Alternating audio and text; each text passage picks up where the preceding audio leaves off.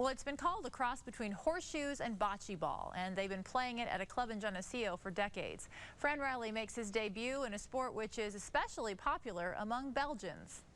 Suck it to him, Lawrence. Suck it to him. 94-year-old Lawrence Dieter is on a roll. One of several players at the Geneseo Rolle Club. Come on, look at that.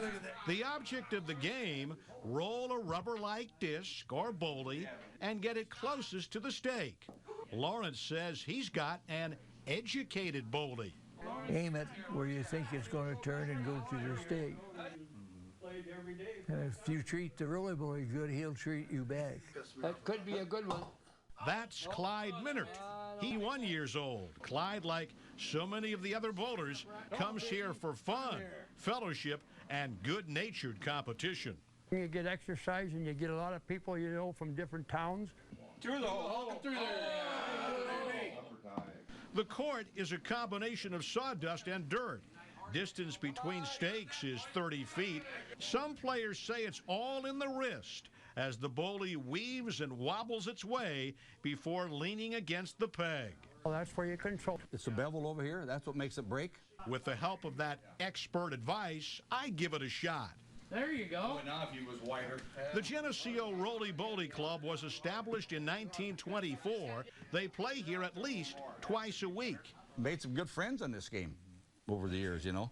Make no mistake about it, Clyde says there's one sure way to identify a real down-to-earth player. If you don't have a beer in your hand, you're not a rolly-boly player.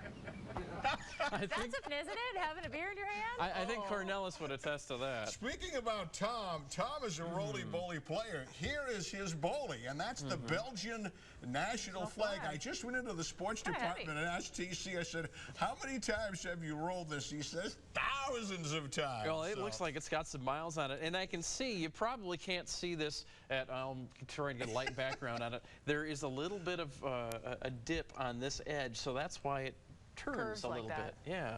That was the first time I played that game the other day. What a nice group of people.